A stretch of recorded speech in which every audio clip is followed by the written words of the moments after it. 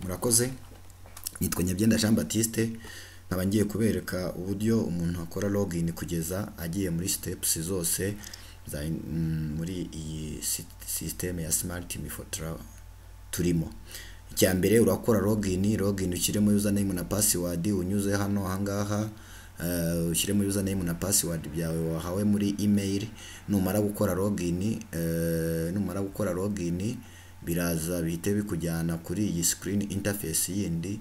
Screen interface biri bukujyaneho icyo uri ubone, uraza kuyibona, urabona login as, ukore login as employee, ukore kuri continue nkuko nguku. Numara gukora kuri continue urahita ugeramo hano mo imbere muri home,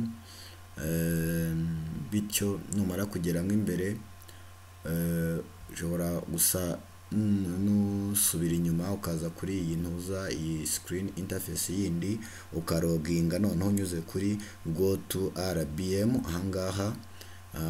Noneho iyo uroginze unyuze hano muri RBM nibwo uhita ugeramo imbere muri iyi screen interface, ariko ukayigeramo mu by'ukuri uyu mwaka udahinduye.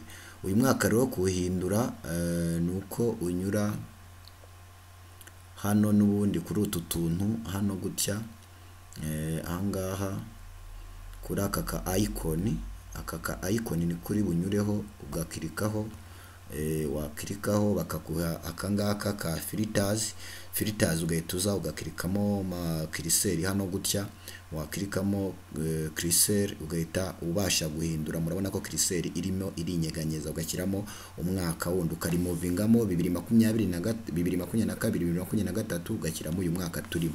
Numara kuwushyiramo urahita ukirika amagana ku ruhande hariho hose urimuvingemo kiriseri.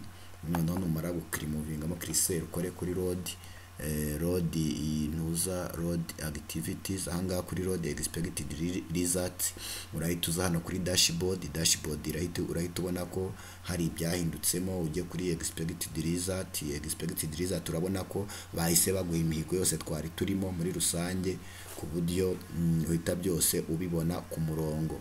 Ugahita uza hano ukaza kuri unit activities, urabona ko byose byahise bihinduka, barakwereka ibikubiyemo, kimwe no kuri assignment hose urabona activities, due date, completed activities and so on, byose birimo. Nuko nguko mu by'ukuri umuntu yinjiramo. Murakoze.